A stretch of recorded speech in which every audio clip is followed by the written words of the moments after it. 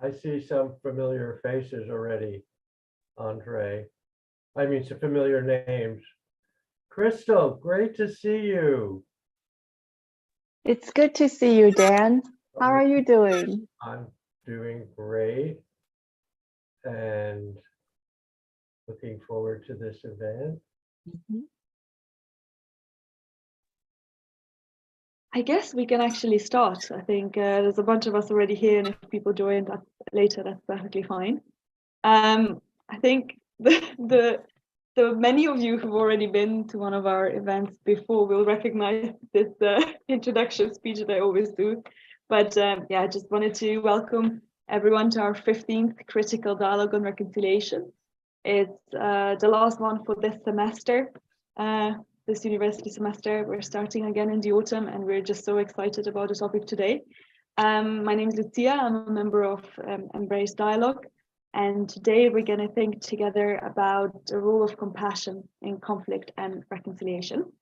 As always, I need to tell you that this event is part of a series of dialogues organized together with Embrace Dialogue, the Winchester Center for Religion, Reconciliation and Peace, and also the Oxford Network for Peace Studies. And with this series, we're sort of trying to start a multicultural, interdisciplinary global dialogue on reconciliation, which I think we're achieving quite well with the sort of very diverse people that are showing up to this event that we're just so happy to see. So again, no matter what your background, your knowledge, your expertise, we really want to hear your thoughts, and we're very, very sure that everyone has something to contribute. And I hope you'll be able to flow from this dialogue today with us. Last year, we started our partnership with the University of Winchester and their Center for Religion, Reconciliation and Peace, and also Oxpeace.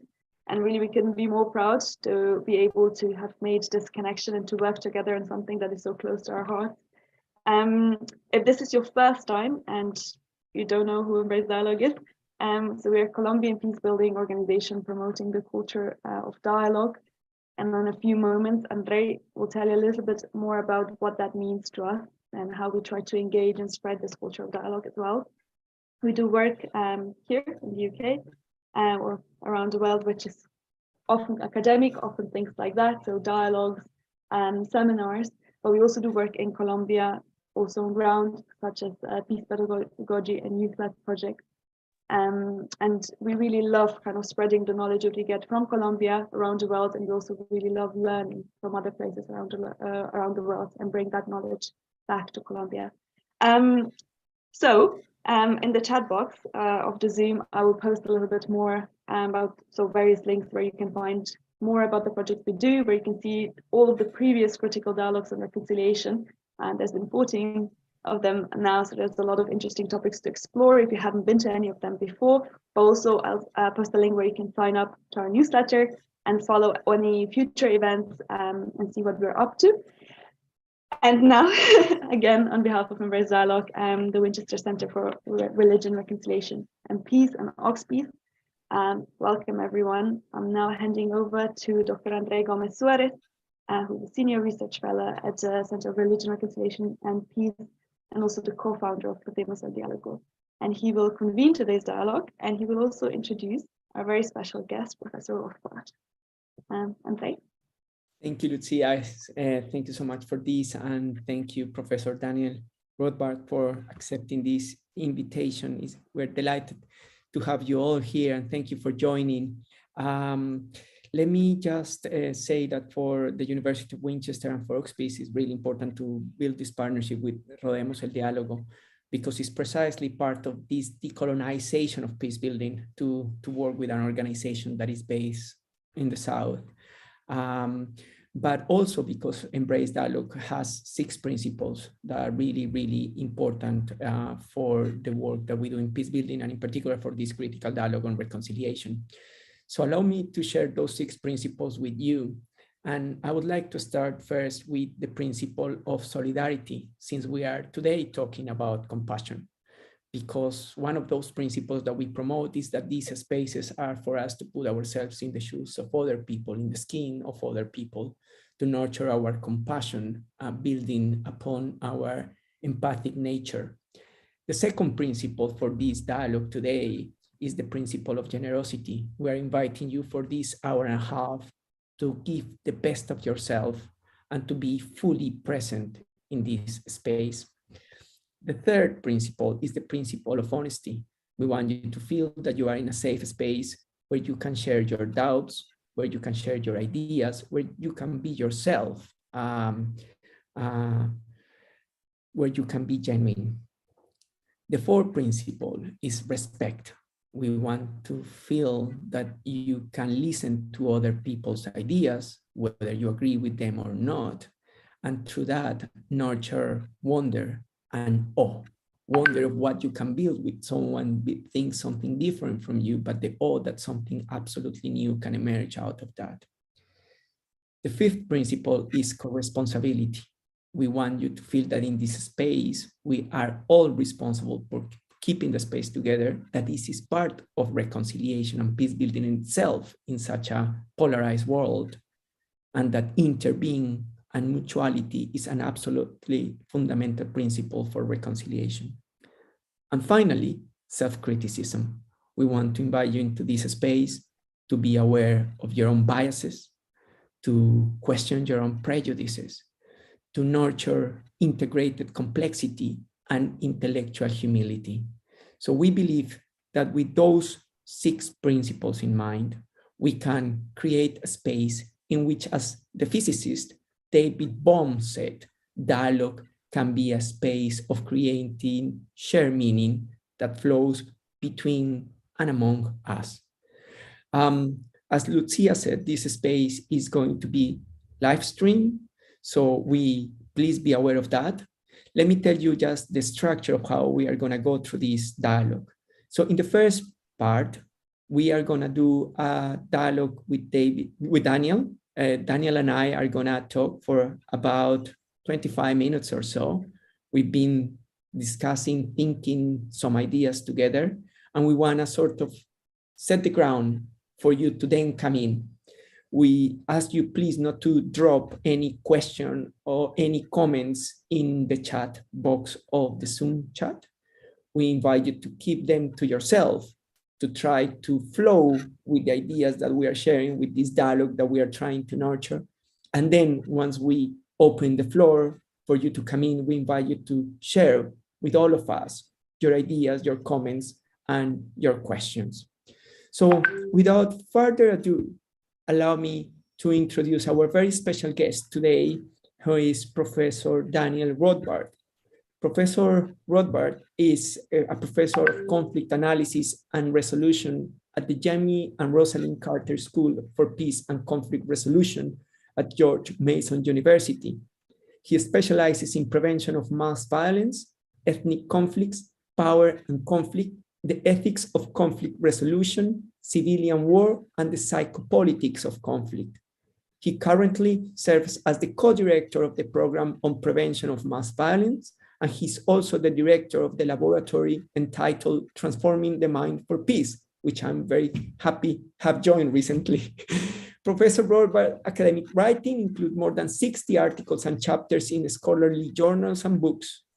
Amongst some of his books are State Domination and the Psychopolitics of Conflict, published in 2019, Systemic Humiliation in America, Fighting for Divinity Within System of Degradation, published in 2018.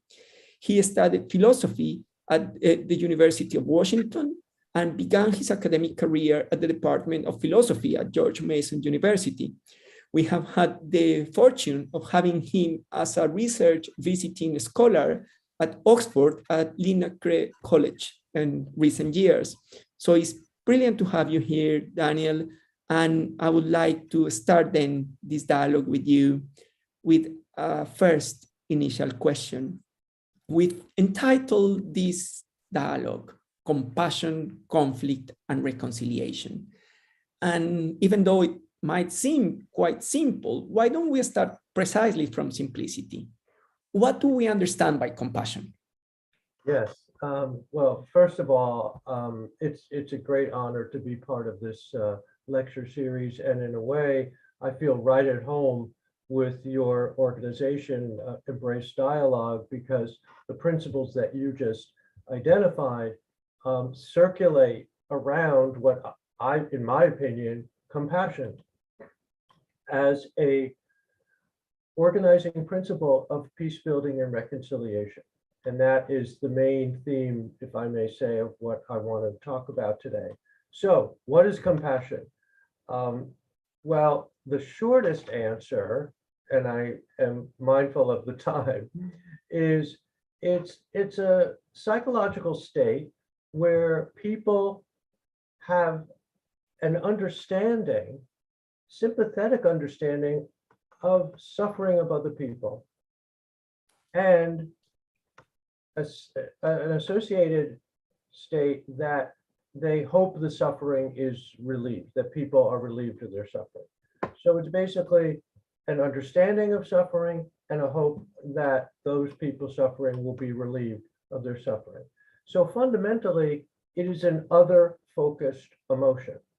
It is an emotion where other people are included in one's moral circle. And what I mean by moral circle is a sense of obligation, of sympathy, of understanding, and caring. So it's very close to care ethics. There's a whole domain in moral philosophy called care ethics, where compassion is at the core. There are, throughout history, and I'm going to be very brief here, there are 4 domains where compassion is at the core. First, as I mentioned, moral philosophy. Philosophers for hundreds of years have sought to establish what are the ideal right relations among people. What does it mean to live in right relations with others? And compassion is at the core of that. So moral philosophy is important. Second,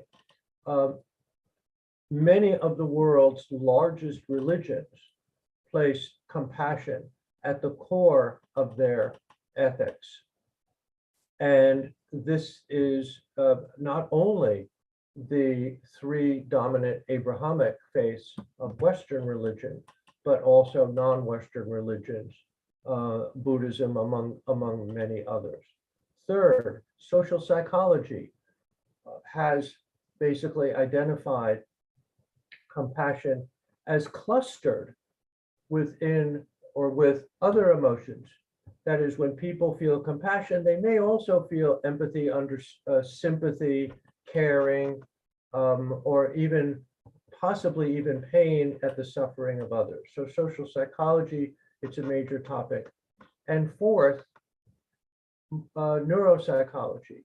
In recent years, there have been scientific studies showing that when people say that they feel compassion, there is certain activation of certain portions of the brain at that time. So there's compassion has been identified by neuropsychologists as a distinct psychological state that can be located in certain portions of the brain. So that is something, and again, for our purposes in peace building, I see this as a dominant. It's not necessarily saying you must do such and such. Compassion doesn't require necessarily a particular course of action. It's more of a moral stance. It's a moral positioning. It's a sense of where one is situated in relation to others. And again, our field is all about others, other-oriented, although self-reflection is also important. And I think that's precisely connected with some of the arguments that you develop in your article with Susan Allen, where you talk about systematic compassion as underpinning the 3 fields of peace building practice. That said, like the work that the United Nations does, the work that conflict resolution practitioners does, and then also the everyday peacemakers. So I think that throughout your work, that has been precisely a really fundamental point that you've been trying to make, But before we move into that, so let me ask you something, or let's discuss shortly, let's talk a bit about, when we think about dominant narratives that go around in common parlance, the whole idea is that retribution is the norm, that we are aggressive by nature.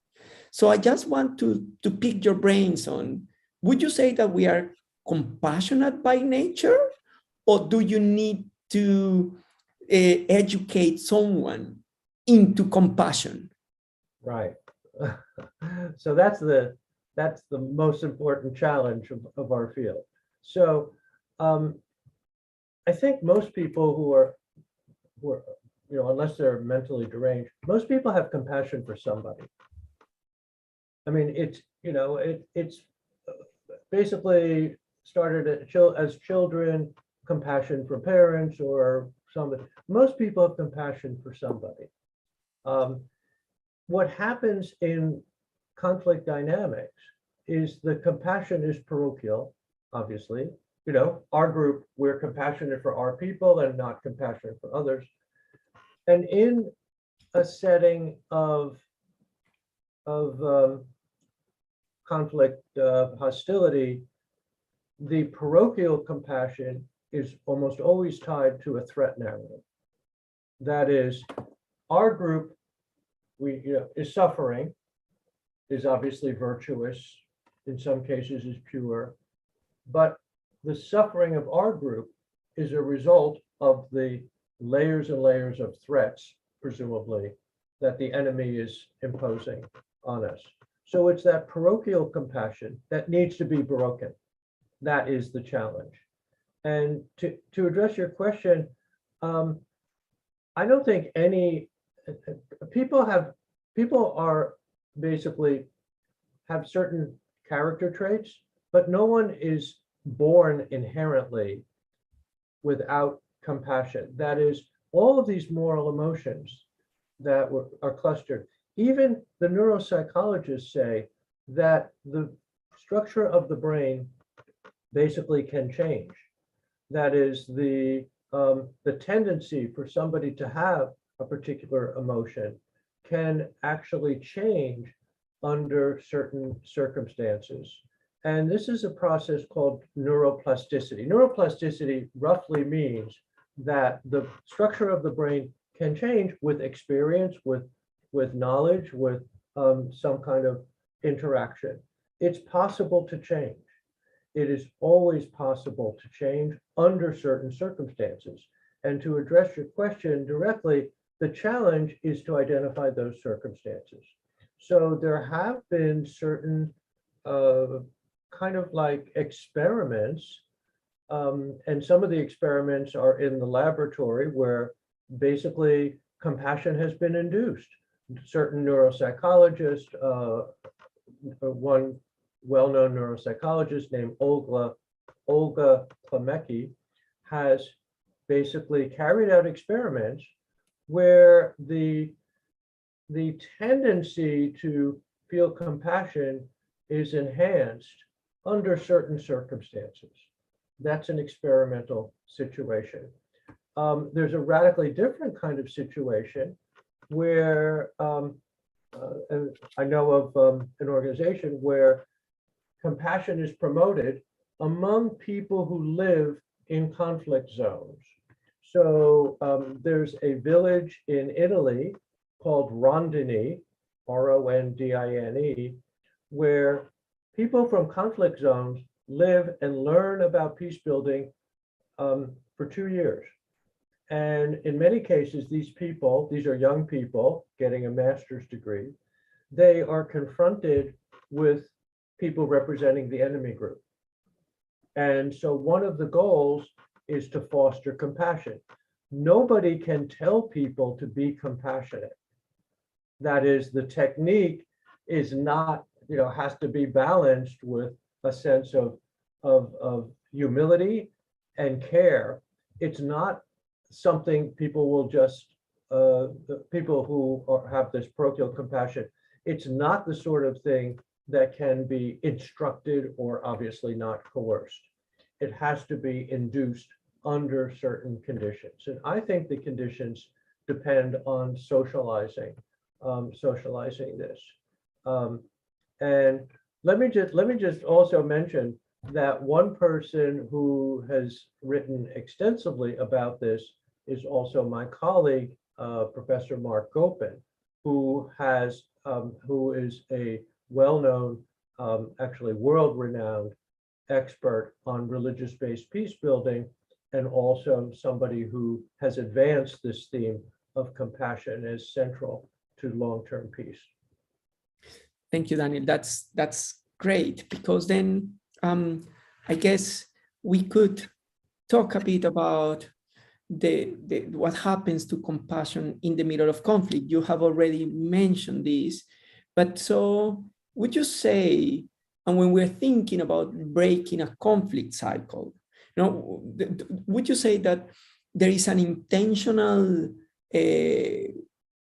action or strategies carried out by leaders to create this parochial compassion that you are talking about, in order to keep the divide going between the different groups that are embedded into that conflict? I mean, I'm just thinking, and I know that since one of your greatest interests is on the US, I'm just thinking about what happened with Trump in January 20, in the storming of Congress. I mean, and so if this is the case, that there is, that leaders can promote this parochial compassion, how do we sort of try to break that particular process, if that's what's happening in conflict, and that allows the conflict to escalate from one stage of the conflict to the next? Yeah, so your assumption is right on the mark, that leaders do not only try to promote parochial compassion, but they, in the United States, since you mentioned the United States, the movement of right-wing extremism is linked with layers and layers of threat narratives, which are combined with fear. So you have the cluster of positive emotion, compassion for the in-group, and the negative emotions, obviously fear, hatred, and rage. The United States, we're going through a period where the political argument is inseparable from righteous rage. Righteous rage has become the dominant organizing principle of politics. The issues keep changing. The enemy groups keep changing, even for a particular group like the Proud Boys or the Oath Keepers. The enemy groups keep changing, or potentially change, depending upon the circumstance and the issue. But the righteous rage is something that bonds these groups together. They need an enemy, obviously. So the critical question, how do we break that? How do we break that? The first stage is to understand deeply the vulnerability of these people who to join these groups. And I'm talking about right-wing extremist groups for the moment now. What drives them? What is vulnerable? What do they need? One factor, for example, is, and I know this sounds a little bit childish or immature, they enjoy the emotionally intense bond with each other. And they establish analogies to themselves as warriors for America. They are militant, they take on the trappings of warriors. So it is not only a kind of moral self-righteousness, but it's also the pleasure of being bonded with people of like kind in their rage against the enemy. So understanding is really critical. Another, of course, there's possible techniques. Another technique that is possible is to expose these people to the suffering of other people, even people who are outside of the conflict dynamic. In other words, to take those experiments that I mentioned by the neuroscientists, just inducing compassion by basically exposing these recruits to right-wing extremist groups to extreme suffering of other people. Now, the other people could be people who they don't know. In fact, some experiments have shown you take people into a group that is outside of the conflict dynamic.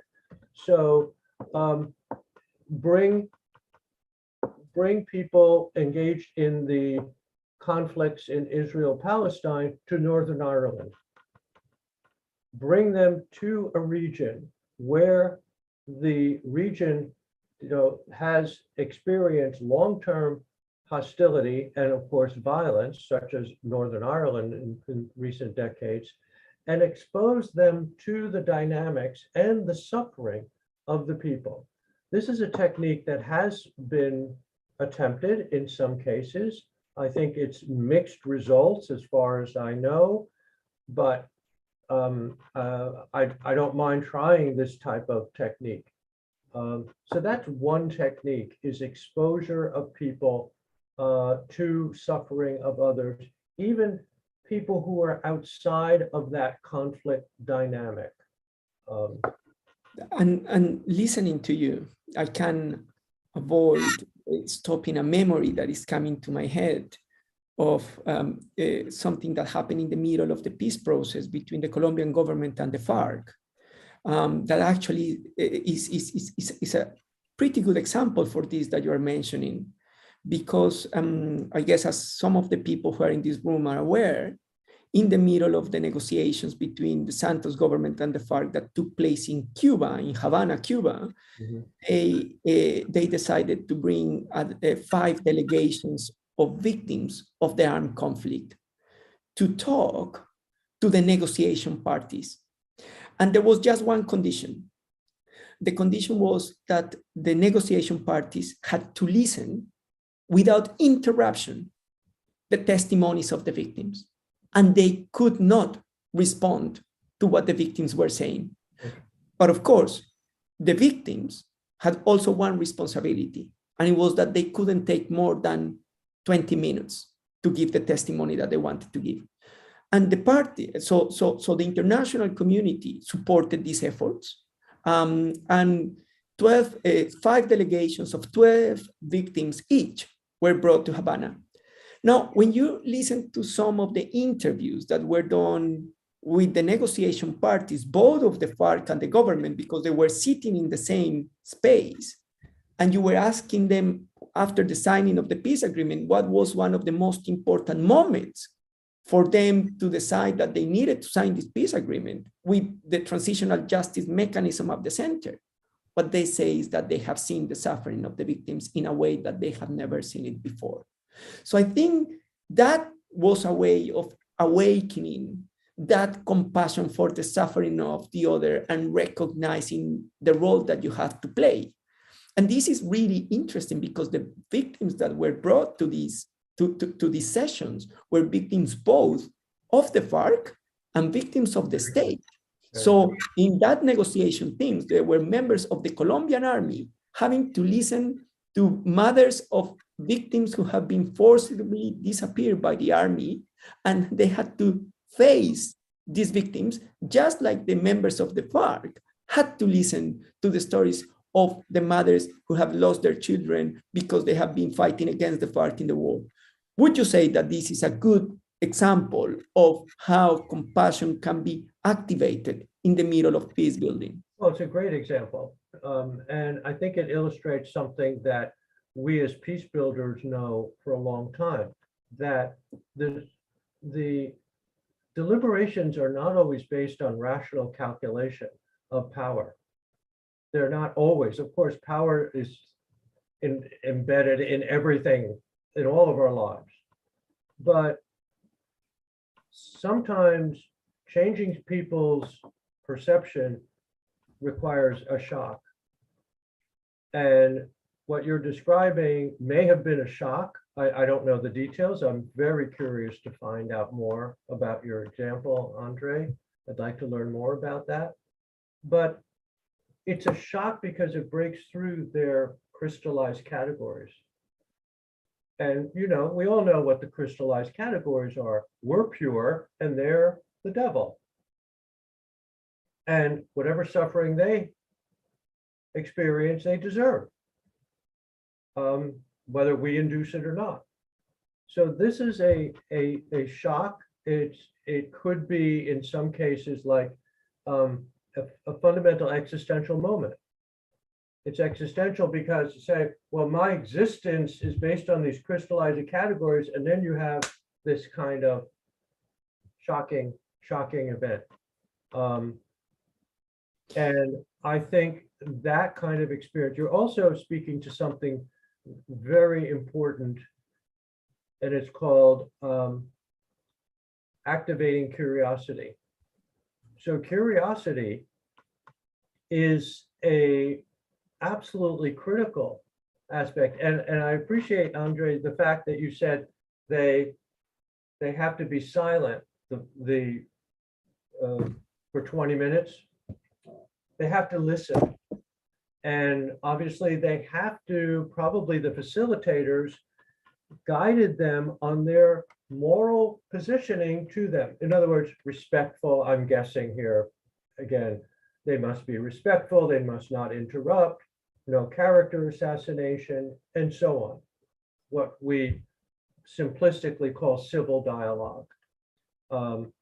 And that is a precondition for them to receive. They also have to be calm, they have to be in an emotional state of, obviously not enraged, and the opposite of that.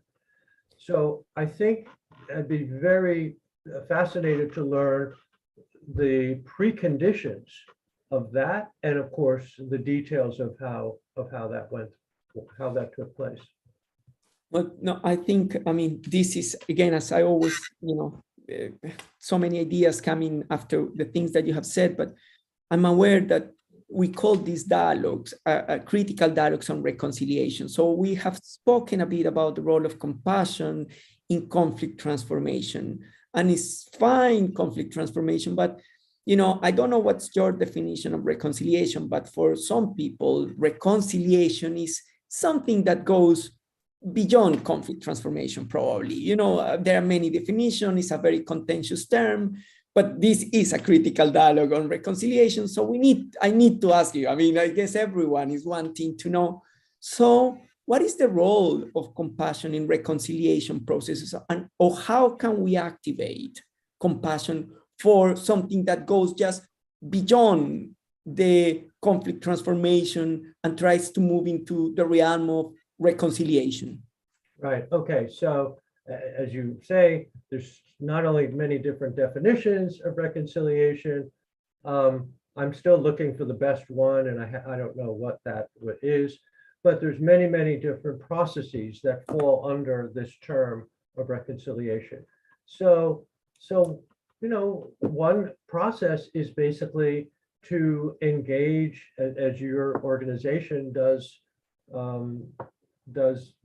routinely, in open dialogue with many, many different stakeholders. Obviously, try not to exclude some of the stakeholders. And this takes time. It could take time to change the ethos of hatred.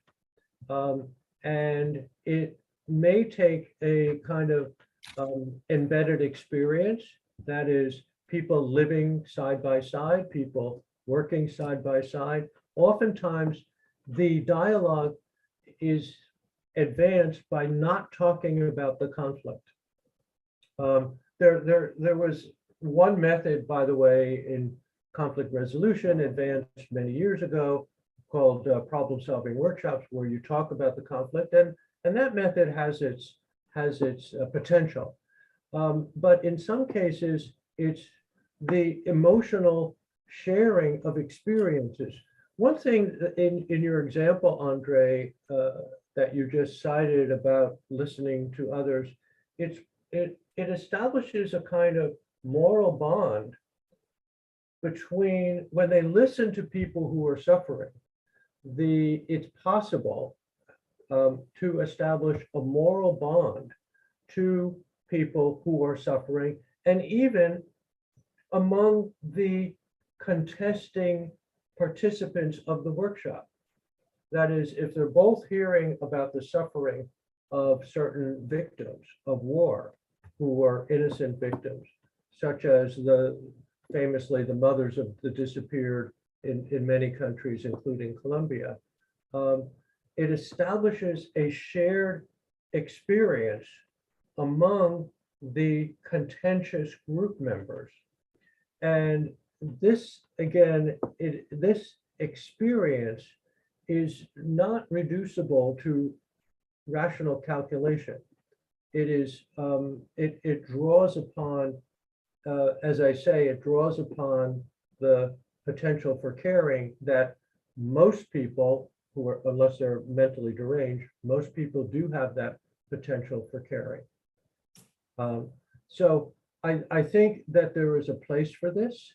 And I think as peace builders, our job is to not only recognize among peace builders the importance of compassion, and let me stress that compassion is the generic category that I'm suggesting, but the practices include dialogue, curiosity, sympathetic listening, and I really, going back to your example, even being quiet for 20 minutes or an hour or a day.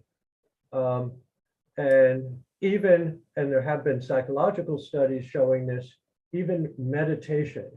I know it might be difficult for militants to convince them to engage in meditation, but it is just one possible technique.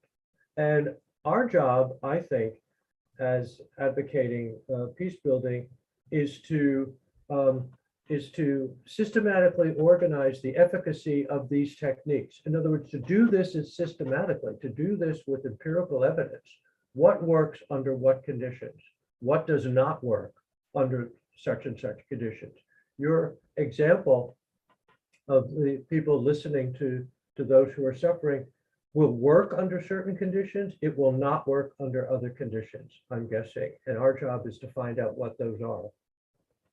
Yeah, I mean, and I think that's so important to recognize. And I think one of the reasons why in these conditions work is because actually, and I thought about this example because you were sharing how sometimes the idea is to expose these people to the experience of others.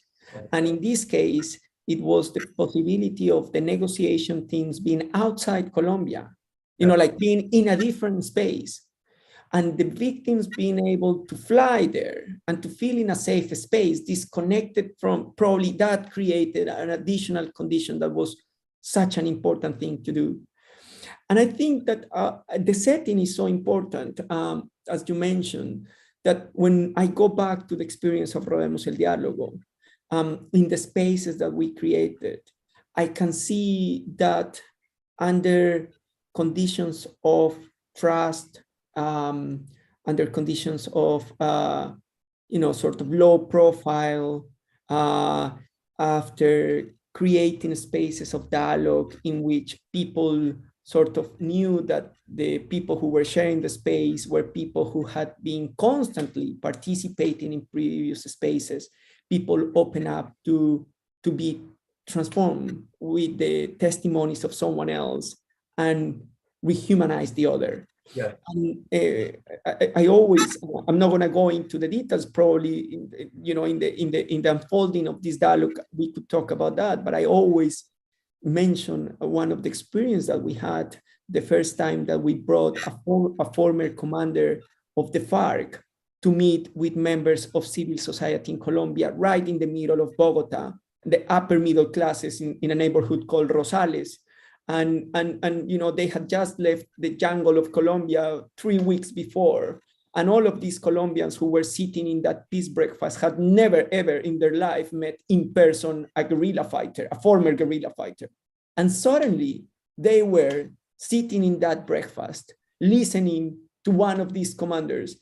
And the first 20 minutes, and people were very worried at the beginning. You don't know who is the other, who you are going to find on the other side. You have the idea of the other as that enemy, that terrorist that has been also created as a persona through the media, you know, in a context where the media is very powerful in creating images.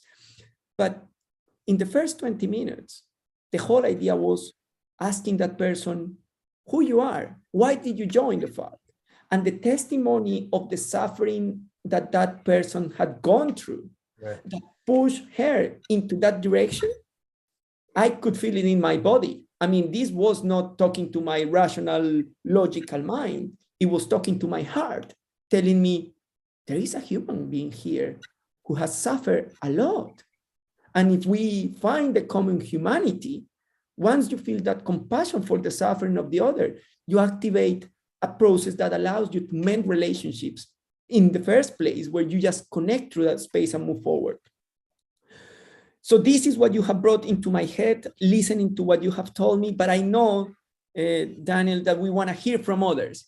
So since we want to avoid this becoming a Q&A session, we're going to open the floor, but we're going to open the floor with something that probably would be a very good idea for Daniel and for I. We want to hear from you. And case where you feel that compassion that you have witnessed, the activation of compassion for the other, either because you were there present or because you read it in a book and you think that that's a good example. Why don't you give us some ideas of how you can see the power of compassion in reconciliation processes and conflict transformation? So I put that on the table and we open the floor for you to put your hands up. I mean, that's an invitation, of course. And then we will just do some rounds of navigation here with you. And then we will come back to see where your thoughts have bringing Daniel and myself in this dialogue. Eduardo, over to you. Thank you, Andre. Can you hear me there?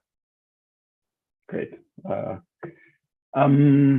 I had questions that I wanted to ask, but this takes me somewhere completely different, and I think it might be a bit more interesting. You're asking for cases where compassion has played an important role. I was wondering if it has to be with political reconciliation, because there are other forms of reconciliation that I might be interested in. Okay, fair. Wow, I wasn't expecting talking about this today, but okay. So a few years ago, I had leukemia. That's blood cancer. And that was a life-changing experience for me. And I noticed that once I went through the whole process, it was 3 years of chemotherapy. It was really intense. For me, it was a very spiritual, driven experience in a sense. And I noticed that after I went through the whole thing, talking to other people that were or had been sick was an entirely different situation. On the one hand, it was unavoidable for me, and still is, I think, to feel somewhat responsible for them, as in almost like a fatherly attitude of, okay, here's someone that I can help out. There was I would describe it as a compassionate or compassion-driven experience, because there is something about feeling with and with the other person. Like, I've been through something that you are going through. I can somehow understand, or at least can relate stronger than other people. And if I had to talk about the power of compassion as something that drives reconciliation, I would say there is power in reconciliation with oneself, reconciliation with one's own vulnerability, and even reconciliation with the idea of death and finitude. And I can share something, it might be personal, but I think I can share it here. I had an aunt who was very ill back in the day after I recovered. And she couldn't even talk because she had stuff, how do you call that in English? So she had tubes and stuff in the hospital, so she wasn't able to talk, but she was fully conscious and aware of what was going on. And I remember some people trying or assuming an attitude of, okay, let's not talk about suffering or not talk about illness, let's not talk about death with her, just to avoid the conversation because it's going to be horrible for her. And I thought to myself, that's exactly what she needs to be talking about, because she, of course, she's thinking about it. And so I think in my case, it was compassion. It was the ability to link with that allowed me to have a conversation with her. And I remember saying, I know you're scared. I know this is hard, but we're here with you. And she couldn't talk, but I could see in her eyes that she was thankful for the conversation that we had, and she died a few days after that. So yeah, it's a very strong, very personal, but a very strong experience of compassion-driven reconciliation. And I think in the case of Colombia and political reconciliation, something like that might be interesting. You know, like when you talk with someone with whom your own experiences resonate, I think it immediately creates a channel of communication, of trust that can be very powerful. Sorry if I talk too much. Thanks, Eduardo. I mean, thank you for trusting the space too, and for bringing such a powerful testimony. I'm sure that there are other people here who wants to start jumping in, following from you, because of course, this is part of co-responsibility in this dialogue. So that's what Embrace Dialogue is all about. So. Before someone comes in, may I just very brief, thank you so much, Eduardo, for that experience. I think you hit on a key precondition for compassion, and that is an understanding of vulnerability. And it's not just a rational, the rational understanding of vulnerability with, the usual possibilities, but it's vulnerability that somebody has actually experienced. That if that can be shared, and going to the case of reconciliation, vulnerability of our group and vulnerability of the other group, the in-group vulnerability and suffering, as well as the out-group, that is a key. Our whole field is all about vulnerability, addressing people who are vulnerable and understanding that vulnerability. Thanks, Daniel. That's great.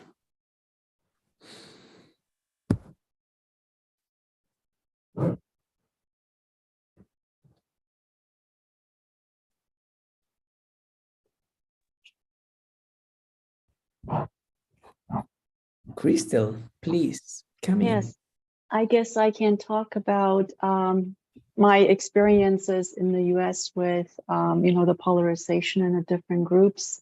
So, I found myself with basically a group that were really heavily Trump supporters.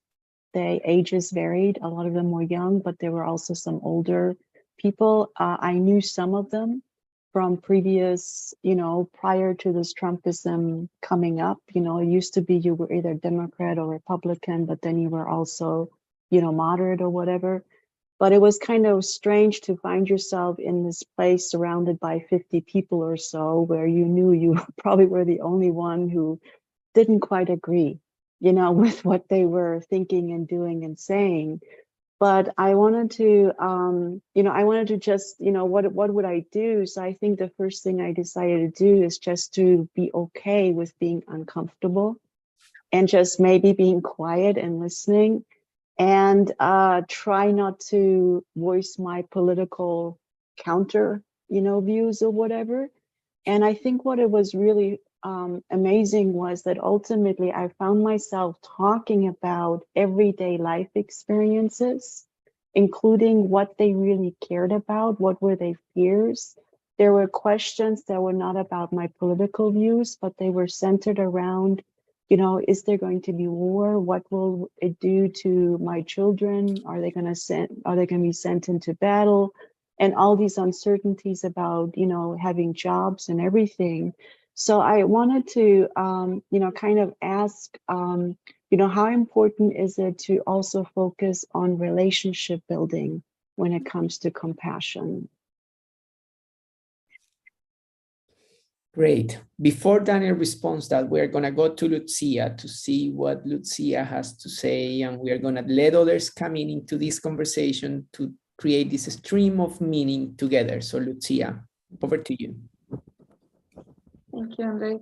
I was, wondering a little bit about the cognitive capacity also of compassion when it comes to big numbers of people who are suffering.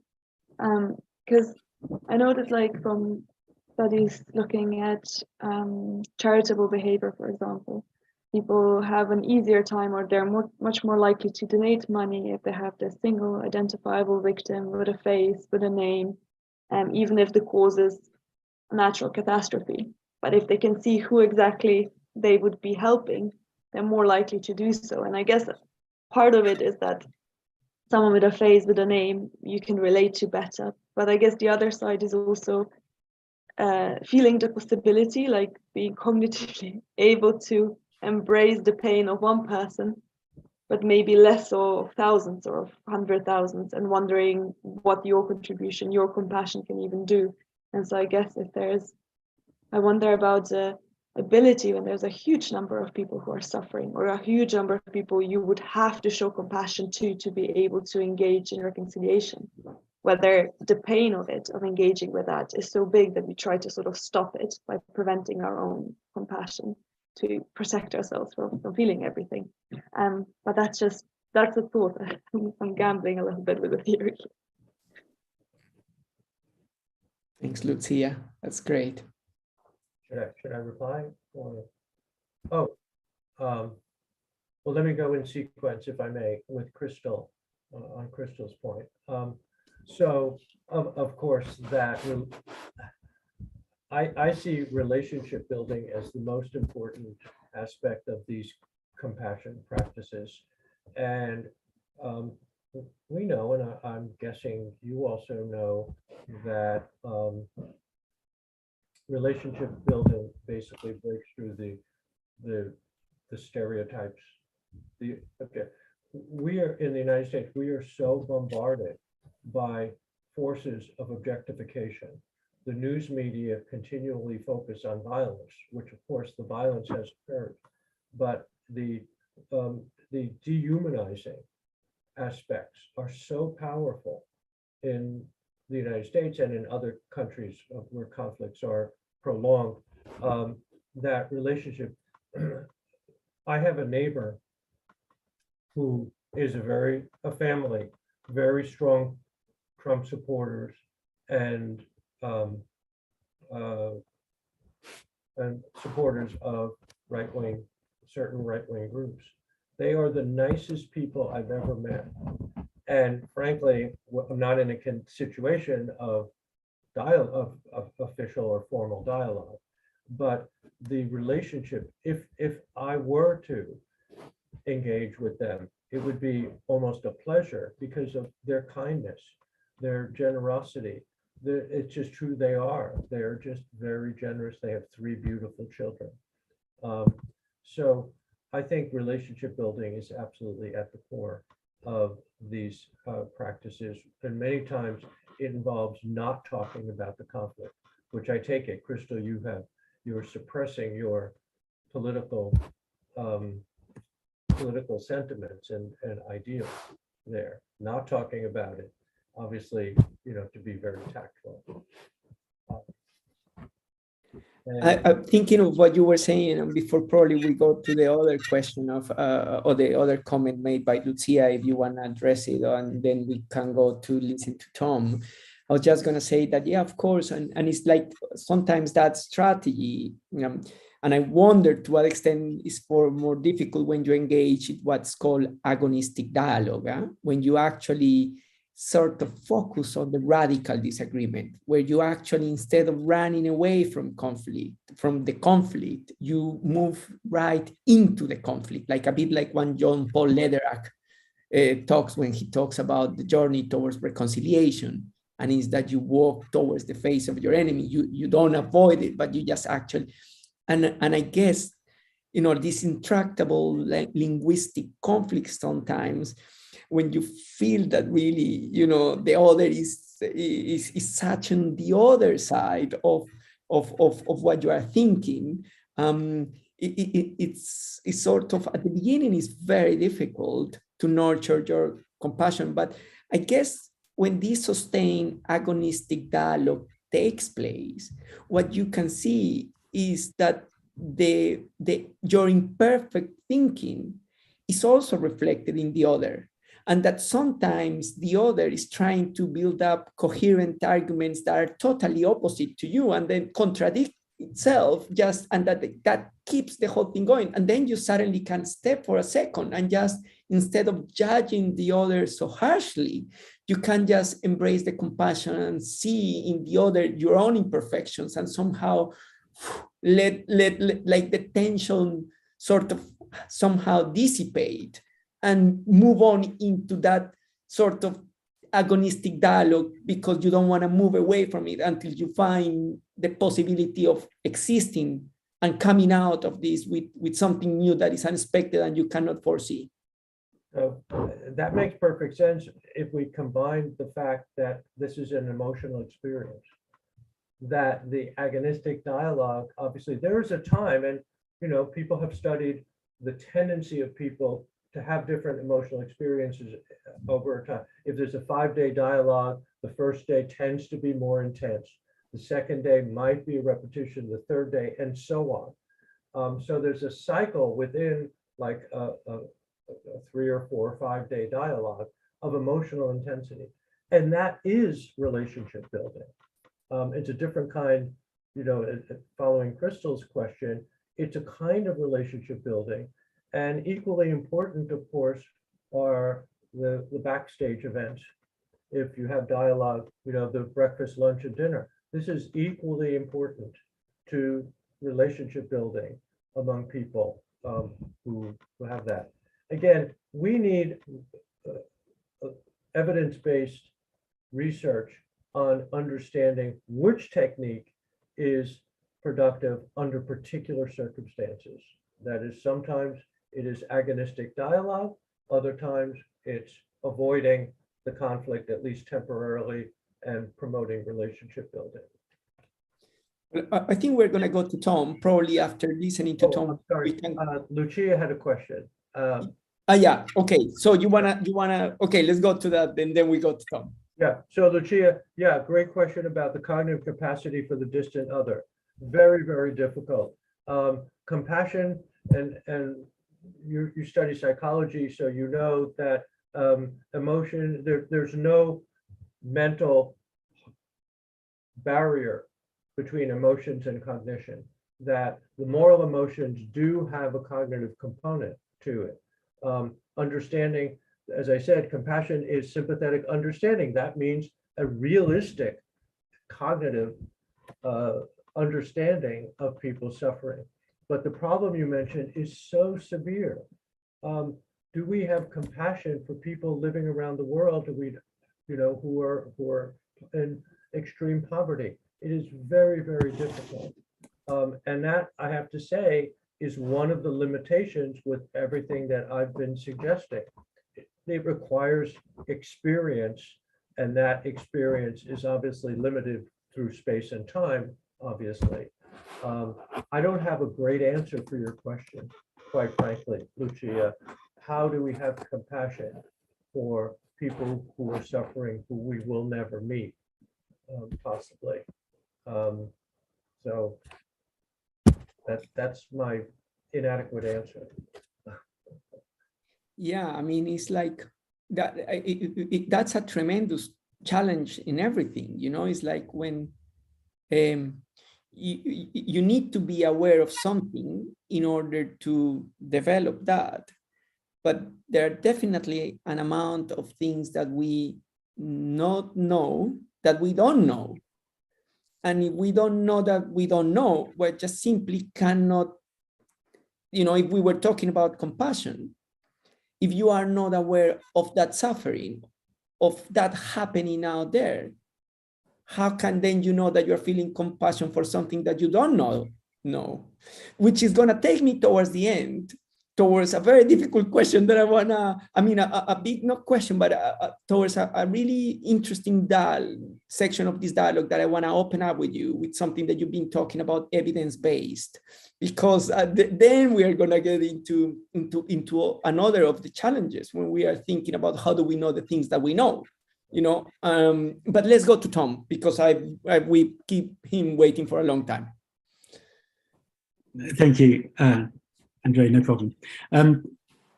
I've been very interested in reconciliation in the last few weeks. I'm a designer and I'm working on a project for a a museum in Germany about reconciliation. And so I've been working with this idea of reconciliation, and have realized that it's a word which many people use a lot. So it's a word which is used a lot. And then when I started thinking about it more and trying to work out how do we design for reconciliation, how do we design a space which is about reconciliation, that it wasn't actually very easy to get hold of and to reinterpret. And I've been kind of very rewarded by the conversations today from you all. I found it incredibly useful, but also what was apparent for me is it's not very easy to define, as Daniel Rothbard openly said. Daniel, that was very kind of inspiring for me, that it is something difficult to get hold of. And particularly in the case I'm looking at, it's a former religious building which was bombed in the Second World War. And so it's a fragment there, which is kind of a remnant of the German, of the war history, but through kind of almost through a German perspective, as it's in Germany. And I think also reconciliation seems to be a term which is much more modern than even the Second World War. So reconciliation, how does reconciliation work in the past? When we look back, the Nuremberg trials weren't built on reconciliation, they were built on judgment and punishment. And so we have moved on. And so in a way, reconciliation, when we're thinking back into the Second World War, I just felt like I didn't quite know how to place it or how to think about it. It is something very much more for us now and for the future. I guess that's yeah. It's more that, sorry, I've given you more of my problem rather than looking for a specific answer. But yeah, thank you for your inputs. Yeah, I think that's a fascinating example of the obstacles to reconciliation, because as you said, not only was the Nuremberg trials and so on a form of punishment, you know, obviously for a few dozen of the perpetrators, but also the politics of the post-war era prevented genuine reconciliation because the communication was broken between East Germany and West Germany. Obviously, the communication was contaminated by ideology and demonization of the other. So you have a situation in post-war Germany of anti-reconciliation processes because of the politicization that unified both members of the East Germans and in contrast to unified members of West Germans. So that's a scenario, I think, that's a non-starter for reconciliation. When the processes become politically contaminated by the parochial interests, and this has happened so many times. It's happened so many times in countries, in African countries, for example. This is a little beyond your question. There's many people are advocating for indigenous methods of conflict resolution in Sudan and in other countries. But many of those methods are contaminated by the current political leaders. They're invaded. You have political figures who become involved in the facilitation of dialogue in the so-called indigenous methods. So that contamination is really antithetical to genuine reconciliation. And probably if I could add, I mean, trying to think together here with Tom and help him to also, you know, find ways out of this. I would say that I don't think reconciliation is a very old term. But what I think is different is that after the Second World War, it became part of the political agenda. Whereas before it was part of the private life and a religious matter. So it was more like, and of course, because religion and the state were connected, well, probably you could see a public dimension to it. But once we have secular states, and once we have, you know, like the United Nations, and then we have the idea that, you know, war has degenerated and that, you know, we need to find ways forward, then you start thinking about reconciliation as part of a policy agenda as part of the agenda of the states. And it's quite interesting to see that for many years, even after the Second World War, reconciliation was seen as a process that you would do after peace building. So you would actually engage in peace reconstruction and peace activities, thinking that reconciliation will happen later on, because it is difficult to think about that. But because these peace building processes that were done without having reconciliation at the center, the feeling was that many of these people relapsed into many of these conflicts went back to conflict again a few years later. And that the problem was that the relationships hadn't been mended between the different groups that were part of that suffering. And so reconciliation really in the last 30 years or so has become a discussion of that should be at the center of peace building, of liberal peace building. And then in terms of how do you define reconciliation, at least there are these sort of, like I guess the main topic there idea has been put forward by John Paul Lederach, thinking about how do you deal with the suffering in the past that gets in the way of living in the present and therefore having a different future.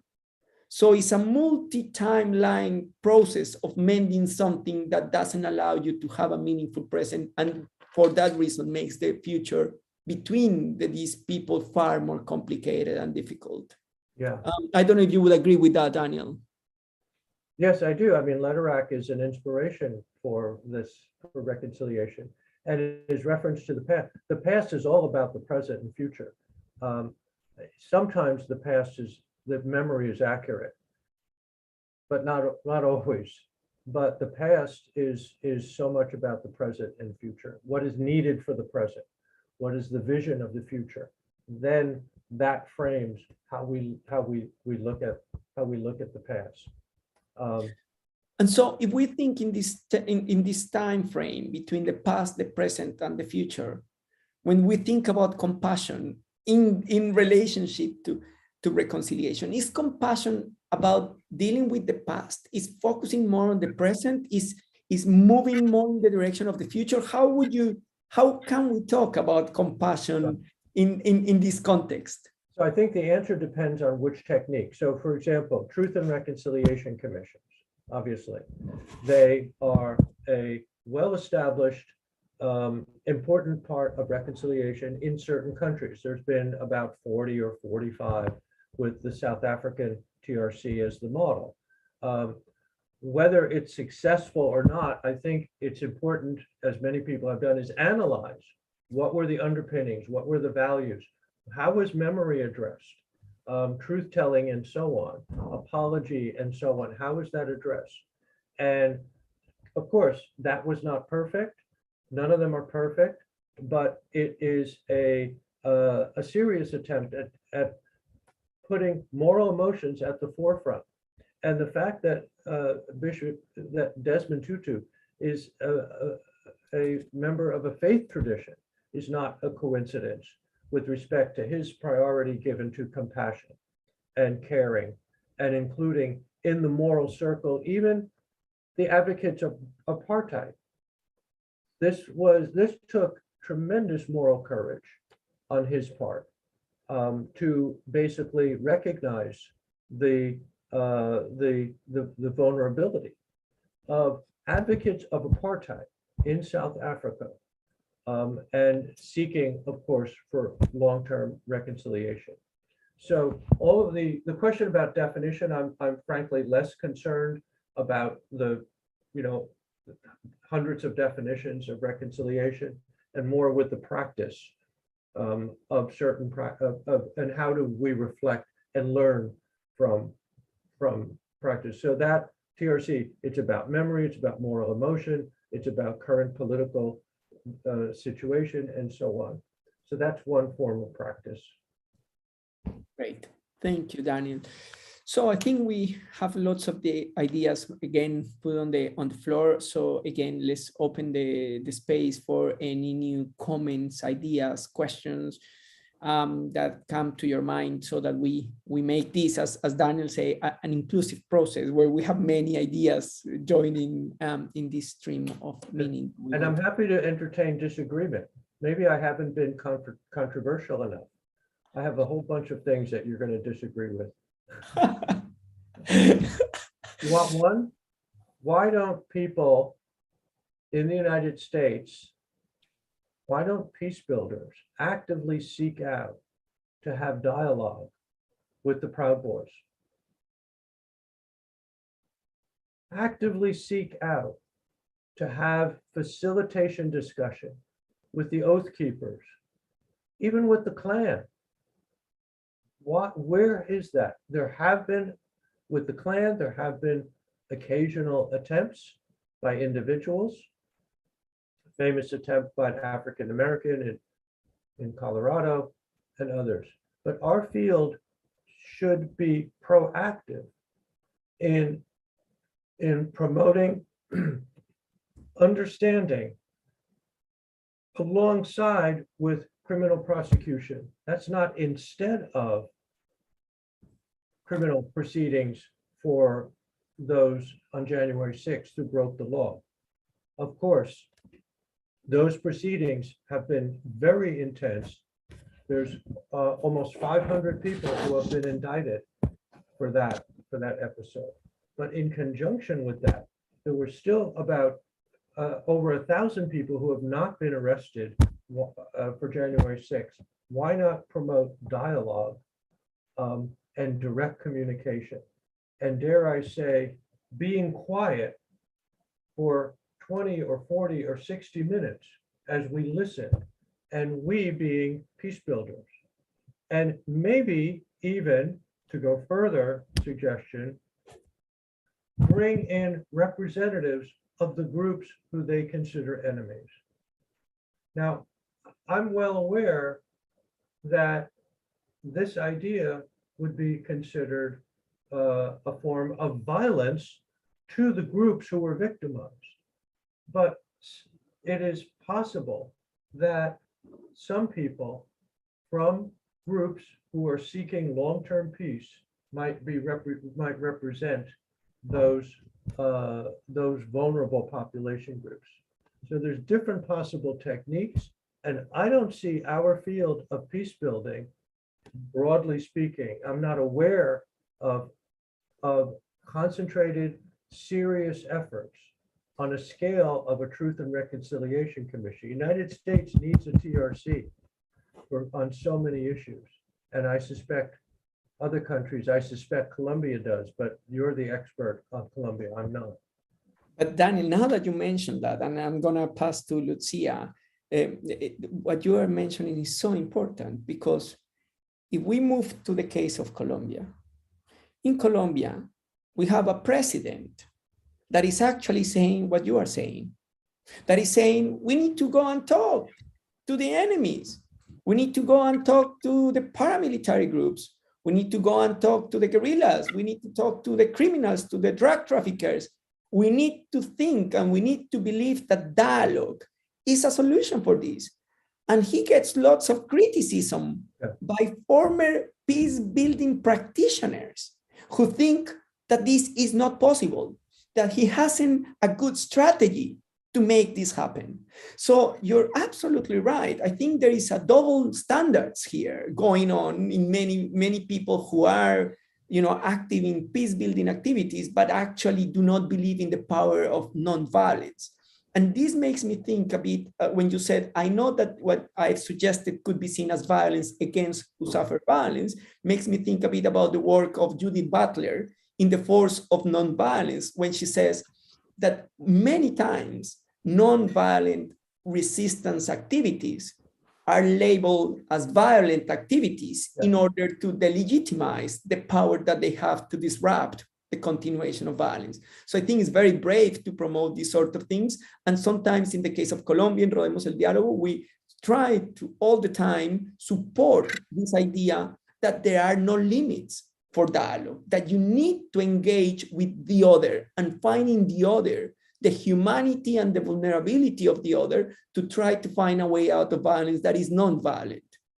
Absolutely. And it takes bravery. This takes courage of the president that you mentioned. This is compassion combined with courage, which is a theme, Lederach's theme. Moral imagination, implemented, takes courage.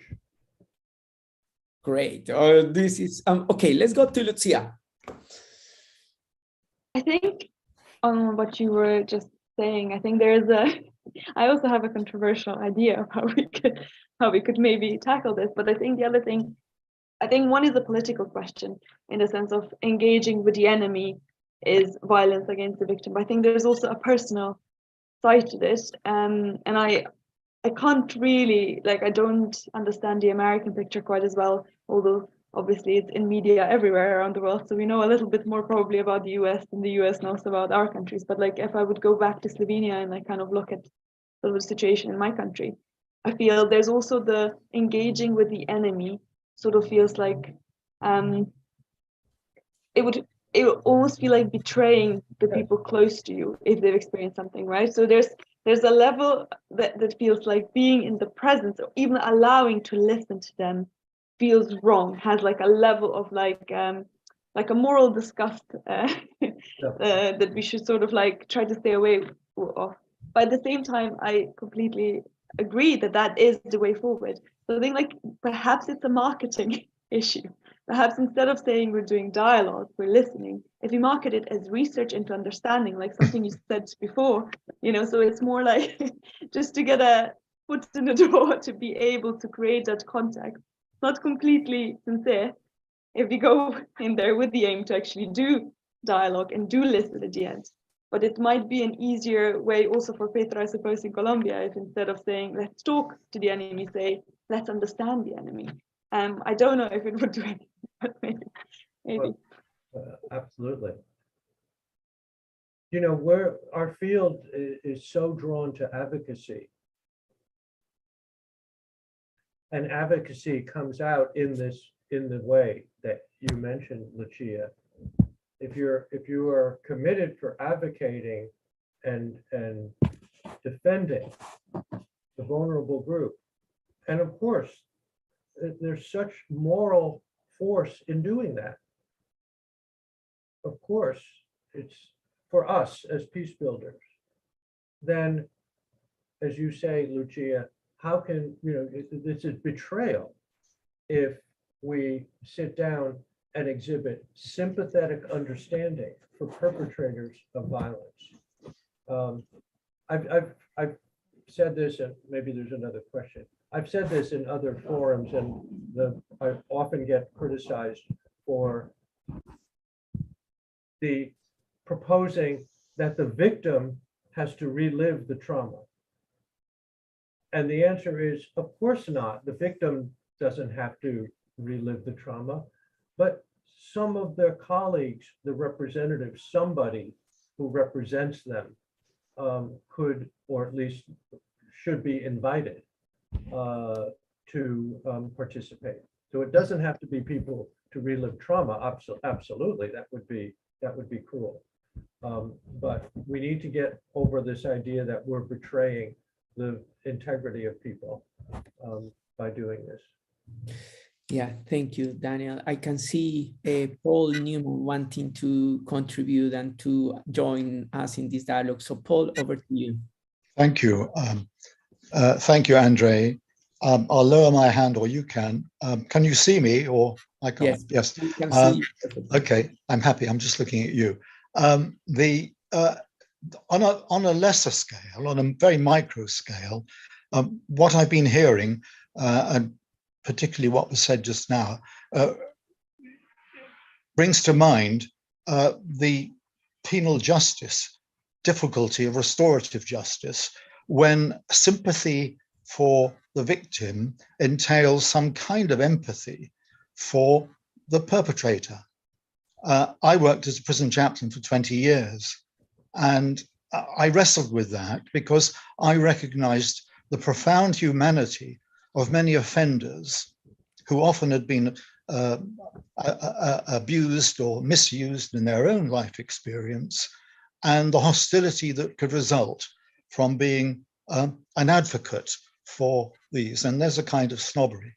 But speaking from Great Britain and from, or Little Britain, or Little England, here in Winchester, I'm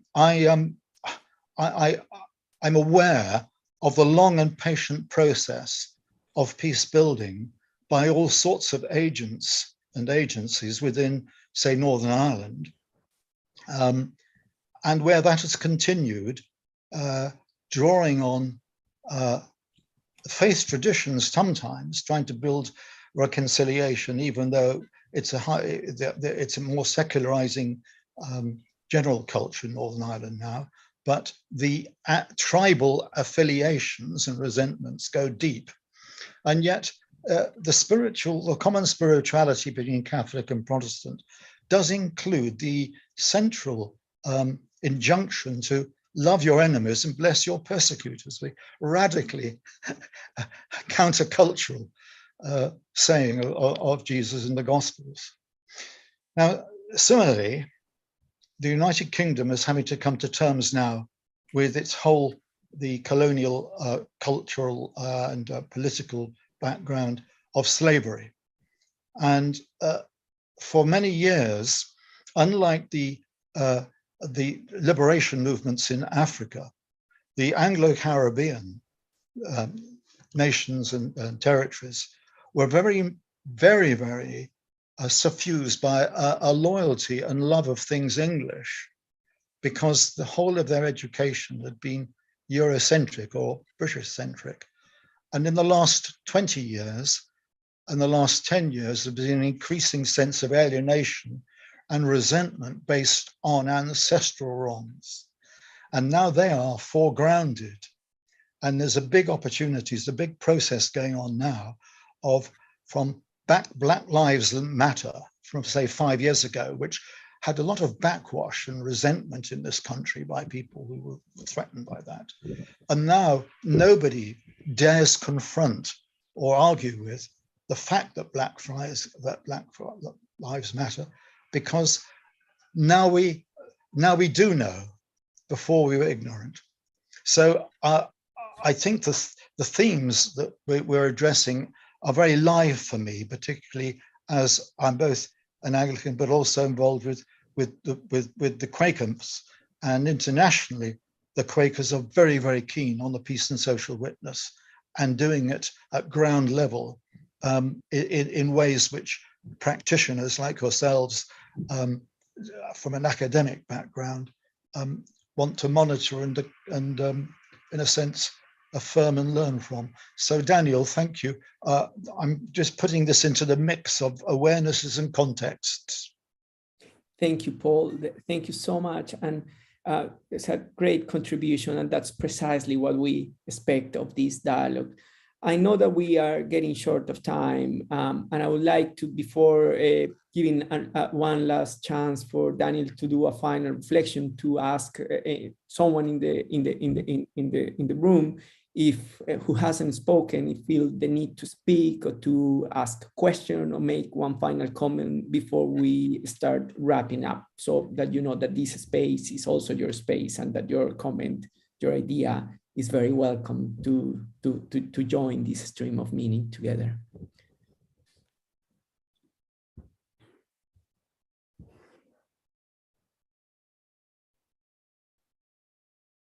Okay, I can see that people are deeply embedded in their own thinking, and that's also absolutely fine. So thank you for sharing your silence with us. And I can see the eyes of many of you just going through many ideas, and that's the idea of dialogue. We don't need to just talk for the sake of talking. So Daniel, I mean, it's been amazing. I'm not going to wrap up now, but I want to give you one more chance to probably come back with some final ideas. What are you taking with you out of this space of dialogue with the different comments that have been put to the table? And yeah, just some final thoughts on your side. Well, the discussion brought out both the necessity and the challenge of compassion-based practices. And that is the challenge also, at a number of points. I think the recent comments by Paul Newman talking about in the UK and in Africa, these are simmering conflicts. They're kind of lukewarm conflicts, a lot of them. Simmering in the sense that people are experiencing have lived through their trauma and haven't basically reconciled. It hasn't been reconciled. It hasn't been addressed. Obviously, with the history of colonialism in Africa and other places. And our job should be also equally committed to dealing with these conflicts that could boil over. Northern Ireland is potentially is simmering right now. It could boil over into something much higher rate of level of violence. But I am very grateful for the comments, basically to advance this important topic. We need evidence-based analysis, and we also need to show our courage in promoting these kind of practices. Let me ask you one more question before we finish on this thing of evidence-based. To what extent we are nurturing a narrative that is created by our left brain to try to believe that we understand what works and doesn't work when we are pursuing evidence-based. And there are so many things that we will never really know. It's impossible to know. So shouldn't we also, I mean, there is a degree of confirmation bias in most of the research that we do. And since compassion is such a, is wired in our brain, compassion is something that, as you rightly said, goes beyond our cognition or is connected to some extent. Do we really need that evidence base? So how do we move forward and nurture the intuition that might emerge in particular moments to activate compassion as a way to move forward in reconciliation? So, basically, I think it could be done where, we don't have to test directly for compassion. Are you compassionate or not? But we break it down into different tendencies. Do you understand the other? So understanding, we talked about that. Are you curious about the other? Are you listening? Or is it genuine listening? And do you care? So in other words, you can break it down. We could create a research, but this is beyond, nobody wants to hear a research plan here now, but we could easily create a plan for testing these tendencies. And of course, we need to get people to participate. So I do think it's possible. I think it's absolutely necessary to really learn. And again, the key thing is under what conditions is compassion induced, or is understanding or sympathy or curiosity, or what conditions are they produced, and what other conditions are they not induced? Thank you, Daniel. And thank you everyone for joining us in this 15th Critical Dialogue on Reconciliation. It's been a tremendous pleasure to have your participation in this creation of meaning about the role of compassion in reconciliation processes, in what Daniel has called parochial compassion contributes to our conflict cycles, and how we can work in projects and processes to nurture compassion in order to break those cycles and move into relationship building and moving away from conflict. I guess all of you, if you really want to be in touch and want to participate in the next Critical Dialogues, please, you have registered with Rodemos el Diálogo. You're very welcome to join our database so that you receive the next invitations, or also to keep in touch with the Center Religion, Reconciliation and Peace. If you want to drop any personal question or things that you think we could help or you would like to discuss further, please feel free also to just drop your email on the chat box before you leave, and we will try to get back in touch with you. I've learned today that with Daniel and with all of you, that we all have had experiences of compassion in which we have understood from our vulnerability what it means, what the other is going through.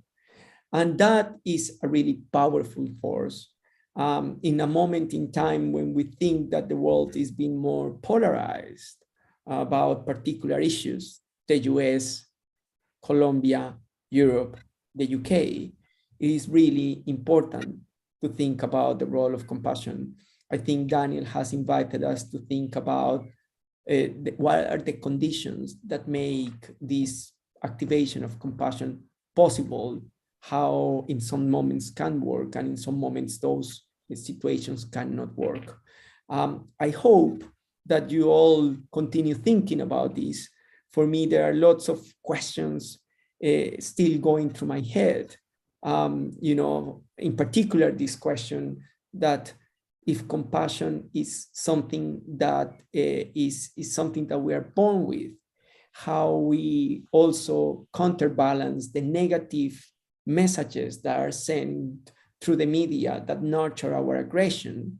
How do we counterbalance that by nurturing our intuition and our feelings of compassion that are very much part of our emotional landscape?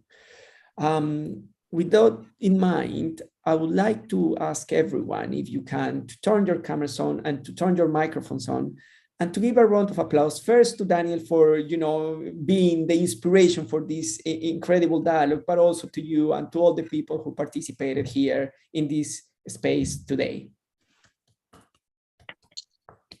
Well, thank you very much. Thank you. Thank you very much. Yeah, thank you. Thank you.